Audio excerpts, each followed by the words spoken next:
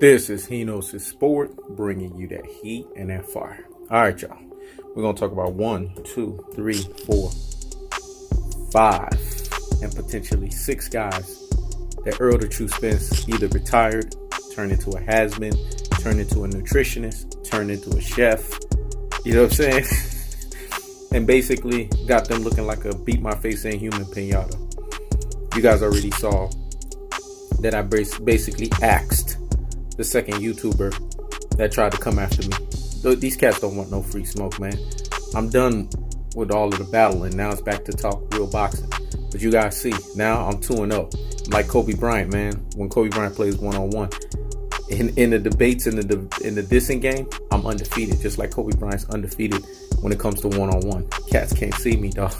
I got too many arsenals, man. Too many in the tank. But hear me and hear me well. Now on to the video. Shout outs to Jeremiah Joseph. Sakpa said not boule cat. My fellow Haitian, man. Can't wait to see your ass when I get down to Florida. But anyways, rehear me and rehear me well. Now let's talk about the first person. Greco. Errol the True Spence fought this guy, right? Now, why am I bringing him up? See, you gotta do your data. You gotta go back and look at the history. People sit here and say Errol the True Spence ain't fought nobody. Look at Errol the True Spence resume. You're a dodo head. You're a brain full of mush and you're a brainwashed follower. So I'm about to educate you. So get the notepads out and get to the damn scribbling. Why is Greco a person to talk about? Why is he a person of interest?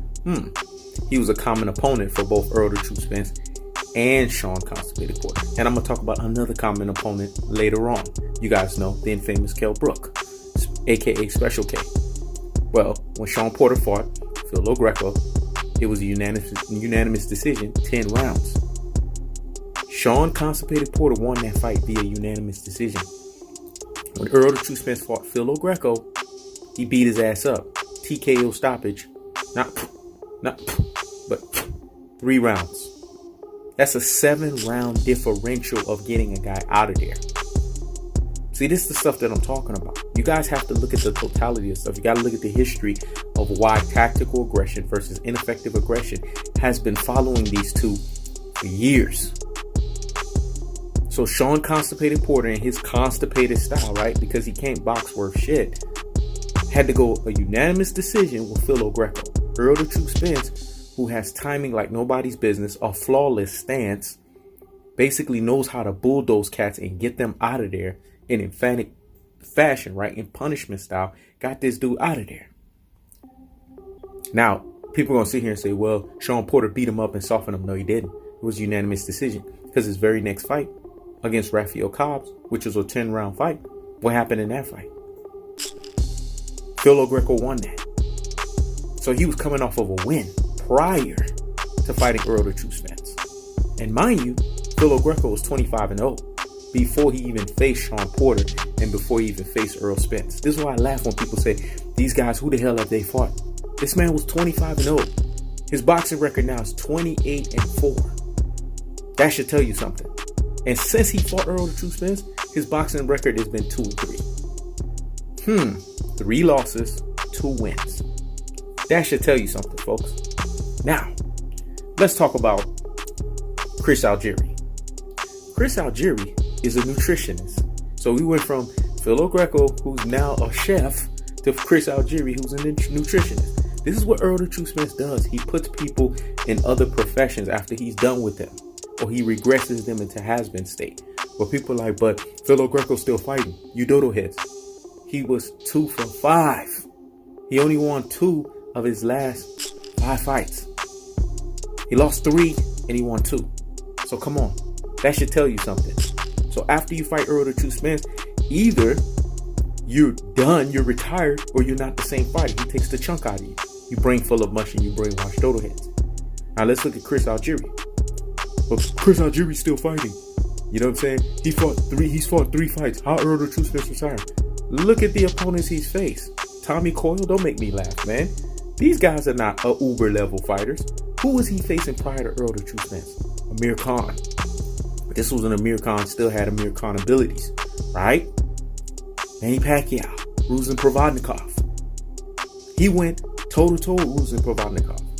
The same guy that Timothy Knothead Bullethead Bradley spent 12 months of dealing with concussive and CTE issues, right?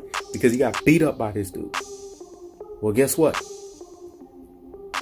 Your boy Algieri beat this guy. Everybody thought Algieri was going to lose that fight. So when people say Algieri don't have skills, or he's a whatever, or he's a C-level fighter, you don't know shit about boxing. Like Roger Mayweather said, you don't know shit about boxing. Errol the True Spence dispatched this cat. Manny Pacquiao, right? The great Pac-Man, dropped this guy 7 times but couldn't get him out of there. Errol the True Spence put his ass on his back for the first time of his career and got his ass out of there in emphatic fashion. So I don't want to hear this nonsense. Now let's jump to the next guy.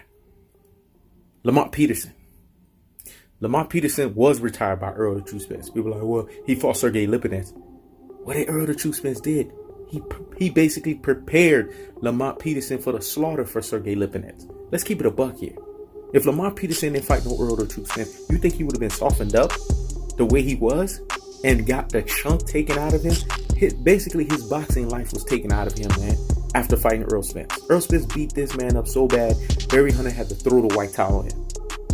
Now, why is Lamont Peterson relevant? This guy's been in fights with Amir Khan.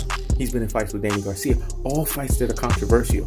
The only fight that you could say that he lost to, which he made a boxing error on his part, because that's the thing with Lamont Peterson. He likes to go toe-to-toe, is the Lucas Matiste fight. I'll give Lucas Matiste that. He knocked him out. But when you sit there and you look at the Danny Garcia fight, Lamont Peterson has an argument of winning that. The Amir Khan fight, Lamont Peterson won that. See what I'm saying? So how is he a C-level fighter? This is the stuff that I'm talking about. This is what makes me laugh. But Errol the True Spence took the boxing life out of this guy. He's retired now, right? Officially. Now let's talk about Chris Van Heerden. This guy was 23-1, a top African fighter. He was on a 9-game win streak prior to fighting Errol the True Spence. You guys saw the way that fight went. He having some marginal success. He was intimidating Errol the True Spence. And what happened after the 4th or 5th round? Errol the True Spence started systematically breaking his fucking ass down and showing him all that showboating, all that nonsense you doing ain't happening over here. And he got his ass out of there. A guy that was 23-1 prior to fighting Errol the True Spence. And what has his fight record been since? You see what I'm talking about? This is something I'm talking about. People got to do their research. He does not have a winning fight percentage. He's a shell of himself. Now let's talk about Mikey Garcia. You guys know the dude that fought Uber, Lyft, and what? Hey, taxi? Fucking taxi cab drivers. What did Errol the True Spence do to him? He reduced his ass to has-been state. And so much so that at a charity fight, he got beat up by Eric Morales. This is comical, folks. This guy's no longer relevant. He don't know which weight class he want to fight in. This is the type of beating that Errol the True Spence put on this guy. You basically could say he's the second retired fighter.